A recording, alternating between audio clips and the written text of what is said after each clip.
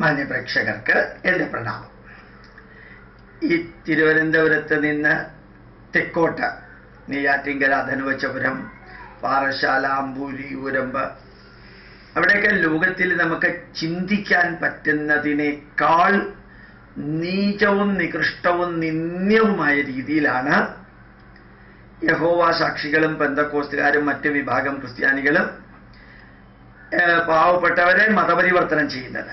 കല്യാണത്തിൻ്റെ പേരിലായാലും, അല്ലെങ്കിൽ സഹായിക്കുന്നതിൻ്റെ പേരിലായാലും, ചികിത്സയുടെ പേരിലായാലും, അഡ്മിഷൻ കൊടുക്കുന്നതിൻ്റെ പേരിലായാലും, വെറുതെ നിരന്തരം വീട്ടിലേക്ക് കയറി വന്ന് നിങ്ങളുടെ വീട്ടിൽ പ്രശ്നമുണ്ട്, അത് കാരണം നിങ്ങൾ യേശുവിനെ ഏകരക്ഷകനെ കാണുങ്ങനെ നമുക്ക് ചിന്തിക്കാൻ സാധിക്കുന്നതിനേക്കാൾ തറ രീതിയിലാണ് നിരന്തരമായിട്ട് മതപരിവർത്തനം നടത്തുന്നത്.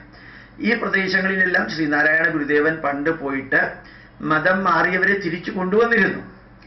ഈ ചെറിയ ചെറിയ ക്ഷേത്രങ്ങളിൽ കൃഷ്ണന്റെയും രാമന്റെയും ഒക്കെ വിഗ്രഹം വെച്ച് പൂജിച്ചിരുന്നവരെ പണ്ട് മതം മാറ്റിയിട്ട് ആ ക്ഷേത്രങ്ങളിൽ കുരിശ് വെപ്പിച്ചപ്പോൾ നാരായണ ഗുരുദേവൻ അവിടെ ചെന്ന് കുരിശ് മാറ്റി പഴയ വിഗ്രഹത്തെ വെച്ചിട്ട് അവരെ ഹിന്ദുക്കളായി തിരിച്ചു കൊണ്ടുവന്നിരുന്നു. ഞാൻ ഇത്രയും പറയാൻ കാരണം മതപരിവർത്തനത്തെക്കുറിച്ച് പറയാനല്ല. ഞാൻ അവിടെ അടുത്ത കാലത്ത് ഒരു വലിയ RSSന്റെ മീറ്റിങ്ങിൽ പോവേണ്ടായി. നല്ല മീറ്റിംഗായിരുന്നു. RSS സംഘടിപ്പിച്ചു എന്നേ ഉള്ളൂ, വന്നവരൊന്നും RSSകാരാവണമെന്നില്ല, എന്നാലും നല്ല അച്ചടക്കത്തോടുകൂടി ഇരുന്നവരാണ്. എല്ലാ വിഭാഗക്കാരും ഉണ്ടായിരുന്നു അവിടെ, കമ്മ്യൂണിസ്റ്റുകാർ ഉൾപ്പെടെ ഉണ്ടായിരുന്നു. ധാരാളം പേര് വന്ന് പരിചയപ്പെട്ടതും അങ്ങനെ തന്നെയാണ്. അപ്പം അവര് നല്ല ഒരു ഹിന്ദുമത സമ്മേളനം, ഒന്നാം ഹിന്ദുമത സമ്മേളനം തുടങ്ങി. പ്രയാർ ഗോപാലകൃഷ്ണൻ ഉണ്ടായിരുന്നു, ഞാനുണ്ടായിരുന്നു, കുറേ ആൾക്കാരുണ്ടായിരുന്നു. ഇതിൻ്റെ 1.5 മണിക്കൂർ ഞാൻ നമ്മുടെ 15 പോയിന്റ് പ്രിന്റഡ് നോട്ട് കയ്യിൽ കൊടുത്ത് ക്ലാസ് എടുത്തു. അവിടെ സ്വാഗതം പറഞ്ഞ ആൾ പറയുന്നുണ്ടായിരുന്നു, എല്ലാ ഹിന്ദുക്കളുടെ വീടുകളിലും രാവിലെയും വൈകുന്നേരം തുളസി വിളക്ക് വയ്ക്കുക, എല്ലാ വീട്ടിലും തുളസി ഉണ്ടാവുക, ഹരിനാമകീർത്തനം അല്ലെങ്കിൽ നാമം ജപിക്കുക, എല്ലാ വീടുകളിലും ഒരു രാമായണം ഉണ്ടാവുക എന്ന് പറഞ്ഞിരുന്നു. ഞാൻ അവിടെ ഒന്നും പറഞ്ഞില്ല. കാരണം എന്താ വെച്ച് കഴിഞ്ഞാൽ അവർ നല്ല കാര്യം ചെയ്യുന്നതിന് കൺഫ്യൂഷൻ വരുത്തണ്ട എന്ന് വിചാരിച്ചിട്ടൊന്നും പറഞ്ഞില്ല. വിട്ടുപോയതല്ല, മനഃപൂർവ്വം നല്ല കാര്യം ചെയ്തുകൊണ്ട് പോകുന്നു, അതിനിടയ്ക്ക് ഇനിയിപ്പോൾ രണ്ടഭിപ്രായങ്ങൾ വരുത്തണ്ട എന്ന് വിചാരിച്ചിട്ടാണ് പറയുന്നത്. പക്ഷെ ഞാൻ നിങ്ങളോട് എല്ലാവരോടും പറയുന്നു, നിങ്ങളോട് എല്ലാവരോടും എനിക്ക് പറയാനുള്ളത്, നിങ്ങൾ ആർക്ക് ഏത് പുസ്തകം കൊടുക്കുകയാണെങ്കിലും ഭഗവത്ഗീത കൊടുക്കാം. രാമായണം വായിച്ച് ജീവിതത്തിൽ മാറ്റം വരുത്തുന്നതിനേക്കാൾ അതൊരു തരത്തിൽ അധ്യാത്മരാമായണം ഭക്തിയുടെ ഗ്രന്ഥമാണ്. നമുക്ക് വേണ്ടത് കർമ്മയോഗികളാണ് ഇപ്പോൾ വേണ്ടത്. ജ്ഞാനയോഗികളും കർമ്മയോഗികളും പ്ലസ് ഭക്തി യോഗികൾ. ഒരു കർമ്മയോഗമാണ് 50%, ജ്ഞാനയോഗം 30%. അപ്പൊ കർമ്മയോഗം 50%, അത് ഭഗവത്ഗീതയുടെ 3-ാം അധ്യായത്തിൽ അടിപൊളിയായിട്ടുണ്ട്. കർമ്മയോഗം 50%, ജ്ഞാനയോഗം 30%, അത് ഭഗവത്ഗീതയിലെ 2-ാം അധ്യായത്തിലുണ്ട്. പിന്നെ ഭക്തിയോഗം 20%, അത് ഭഗവത്ഗീതയുടെ 12-ാം അധ്യായത്തിലുണ്ട്. ഇന്ന് കർമ്മനിരതരാവേണ്ട ആവശ്യകതയാണ്. പലപ്പോഴും ഭാഗവത സത്രത്തിലും ഭാഗവതം വായിക്കുന്ന സ്ഥലത്തൊക്കെ കൃഷ്ണനെ ഭജിച്ചോളൂ, ഗുരുവായൂരപ്പനെ പ്രാർത്ഥിച്ചോളൂ എന്നാ പറയാ. അതൊന്നും പറഞ്ഞിട്ട് കാര്യമില്ല. ഗുരുവായൂരപ്പനെ പ്രാർത്ഥിച്ചോളൂ, കൃഷ്ണനെ പ്രാർത്ഥിച്ചോളൂ, എന്നിട്ട് ഹിന്ദു ധർമ്മത്തെ ഉദ്ധരിച്ചോളൂ, അങ്ങനെയാ പറയേണ്ടത്. നമ്മൾ പറയാറില്ലേ, ദൈവനാമത്തിൽ ചെലങ്ക കിട്ടുകയാണെങ്കിൽ തിരിച്ചു തരണം. ദൈവനാമത്തിൽ എന്ന് പറയുന്നത് ക്രിസ്ത്യാനികളുടെ വാക്കാണ്. നമ്മൾ ഈശ്വര സ്മരണയിലാണ്. ഈ ദൈവനാമത്തിൽ എന്ന് പറയുന്ന ഉപരിപ്ലവമാണ്, നാക്കിന്റെ അറ്റത്ത് വരുന്ന സംഭവമാണ് ദൈവനാമത്തിൽ. ആ പദപ്രയോഗമേ ഭാരതത്തിലില്ല. ദൈവത്തിന്റെ പേരിൽ നമ്മൾ പറയാറില്ല, എന്തെങ്കിലും നുണ പറയുകയാണെങ്കിൽ എൻ്റെ അച്ഛനാണേ സത്യം, അമ്മയാണേ സത്യം. അച്ഛനും അമ്മയും ചത്തുപോയി കഴിഞ്ഞിട്ടുണ്ടാവും നേരത്തെ തന്നെ, അല്ലെങ്കിൽ മരിച്ചു പോയിട്ടുണ്ടാവും. അങ്ങനെ ആണേ സത്യം പറയാനല്ല ദൈവനാമത്തിൽ വേണ്ടത്. അടുത്ത കാലത്ത് ഈ ചാത്തന്നൂർ പോയപ്പോൾ മൈക്ക് സെറ്റ് 5 കിലോമീറ്റർ വെച്ചിട്ടുണ്ട്. അപ്പോൾ ജലജ എന്ന പെൺകുട്ടിയുടെ കാലിലെ കൊലുസ് കാണാതായിരിക്കുന്നു, കണ്ടു കിട്ടുന്നവർ ദൈവനാമത്തിൽ ഓഫീസിൽ എത്തിക്കണം എന്ന് പറയുന്നു. ഈ കൊലുസും ദൈവനാമവും തമ്മിൽ എന്താ ബന്ധം? ചെരുപ്പ് കാണാതായിരിക്കുന്നു, ദൈവനാമത്തിൽ ചെരുപ്പ് ഓഫീസിൽ എത്തിക്കണം.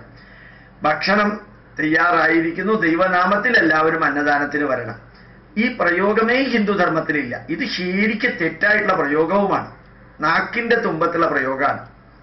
ഭാരതത്തില് ഈശ്വര സ്മരണ എന്നാ പറയാം, ഈശ്വര അനുഗ്രഹം. നിങ്ങൾ നോക്കൂ, ദൈവാനുഗ്രഹം കൊണ്ട് ഞാനൊരു വണ്ടി വാങ്ങിച്ചു, ഈശ്വരാനുഗ്രഹം കൊണ്ട് എനിക്കൊരു ആൺകുട്ടി ഉണ്ടായി, ഈശ്വരനാമത്തിൽ ഒരു ആൺകുട്ടി ഉണ്ടായി എന്ന് പറഞ്ഞാൽ എന്ത് വികൃതാണത്?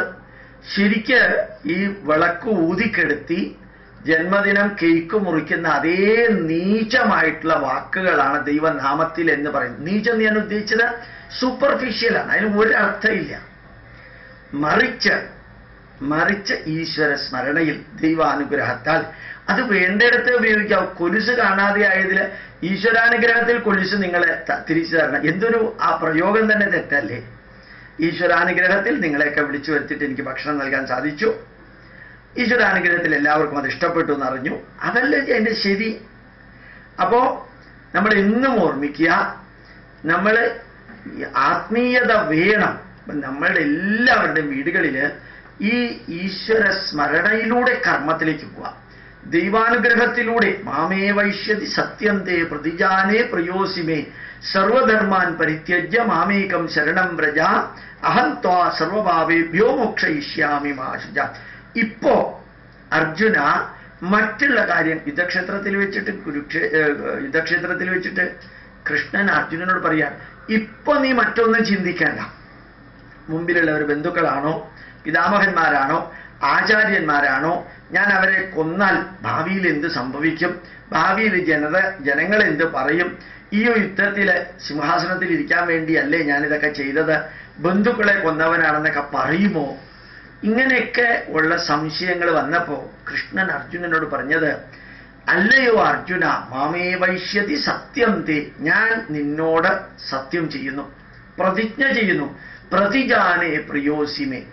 ഇപ്പൊ നീ ഞാൻ നയിക്കുന്ന രഥത്തിലായിരിക്കുന്നേ, നീ എനിക്ക് പ്രിയപ്പെട്ടവനായതുകൊണ്ടാണ് ഞാനിത് നയിക്കുന്നത്. ഇല്ലെങ്കിൽ ഞാൻ ഈ ചാരിയട്ടിയറായിട്ടൊന്നും ഡ്രൈവറായിട്ടൊന്നും വരില്ല. പ്രതിജാനേ പ്രിയോസിമേ ത്വം മമ പ്രിയ സഖാ ഭവസി, ത്വം മമ സഖാ ഭവസി, മമ മിത്ര ഭവസി, തത്കാരണാത് അഹം ഉപദേശം ദദാമി. ഞാൻ നിനക്ക് ഉപദേശം തരുന്നു. സർവധർമാൻ പരിത്യജ്യ, അത്ര സർവധർമ്മസ്യ ചിന്താ പരിത്യജ്യ, അത്ര മനസ്സി ചിന്ത അത്ര അവശ്യം നാസ്തി. മനസ്സിൽ ഈ ചിന്തയുടെ ആവശ്യമില്ല, ചെയ്യുന്നത് ശരിയാണോ തെറ്റാണോ. സർവധർമാൻ പരിത്യജ്യ, മറ്റുള്ള കാര്യങ്ങളെല്ലാം ഉപേക്ഷിച്ച് മാമേകം ശരണം വ്രജ, ഞാൻ നിന്നോടൊരു കാര്യം പറഞ്ഞു. അധർമ്മവും ധർമ്മവും തമ്മിലുള്ള യുദ്ധത്തില് അധർമ്മം നിലനിൽക്കുന്നത് അധർമ്മം ചെയ്യുന്നവരിലൂടെയാണ്, ധർമ്മം നിലനിൽക്കുന്നത് ധർമ്മം ചെയ്യുന്നവരിലൂടെയാണ്.